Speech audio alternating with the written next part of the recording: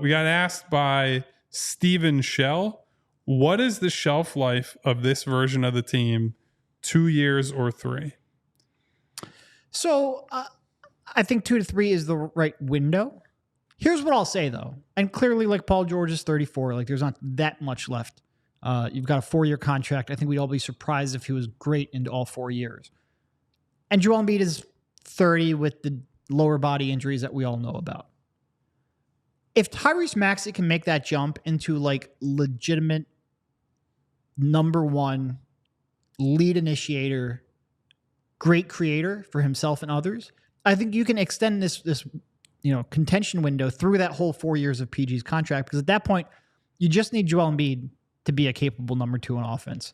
And, with his skill set, with his size, offensively, I think he can age into that.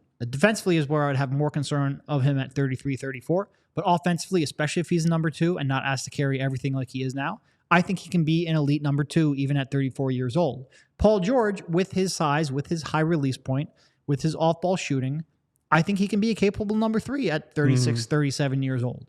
Not going to, create like you expect him to do now.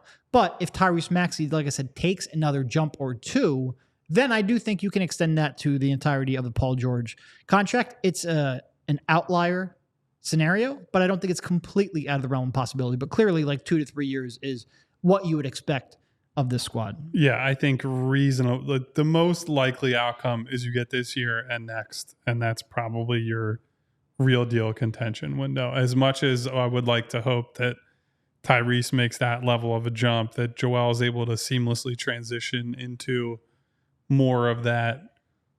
I wouldn't even call it 2, maybe more like a 1B role next to Maxey, with Maxey being the primary driver. There's just a lot that can potentially go wrong. I mean, we have to start with, what is Joel's health like, right? And I don't want to read too far into what he looked like for a lot of the summer run out in Vegas and later where were they, in Dubai, and then they went to Paris for the Olympics. Physically, at times, did not look that great, and it's unclear whether that's just, is he out of shape? Was it coming back from this injury that he needed more time to recover from? It's ultimately hard to know right now. We'll sort of see when training camp opens, when they begin playing games, where is Joel at, both now and looking forward? Because if he comes out in training camp and looks good, looks like he's mobile and moving around well and all that, then we can put those concerns to bed a little bit. Obviously, there's still injury risk there, but you're not like, oh, wow, his ceiling as a defender and player is maybe lower than we thought it was. So that's something worth keeping an eye on. But also, will Paul George stay healthy? Mm-hmm. What kind of shooting do they get from Kelly, from Caleb, from some of these guys that we think are good players and will impact the team pretty much regardless, but whose ceiling, and this will impact the team ceiling, depends on them shooting better than their career averages, right? Like, part of the reason that we're excited about Caleb Martin around Philadelphia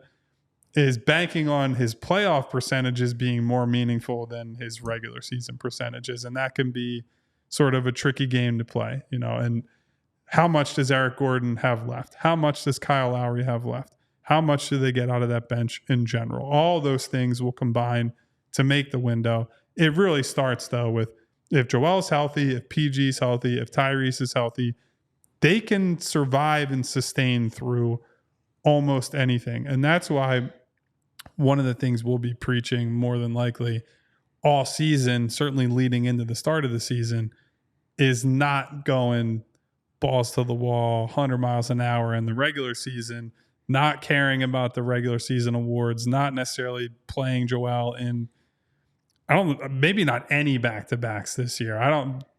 I think he'll probably play in a few, but it sure seems like it's setting up for just give Joel off nights whenever and however possible, and take everyone's focus away from the regular season, any individual goals, and more on, we got to get this group completely whole to the playoffs, and that's all that matters. So if they go into this season and the future seasons with that mindset, and let's say they win a few less games, but they're fresher, they're healthier, and they're more complete going into the playoffs, then you could talk me into, yeah, they might have 3 years. They might even have 4 years with that incremental jump from Tyrese Maxey. We all silly like the mayor.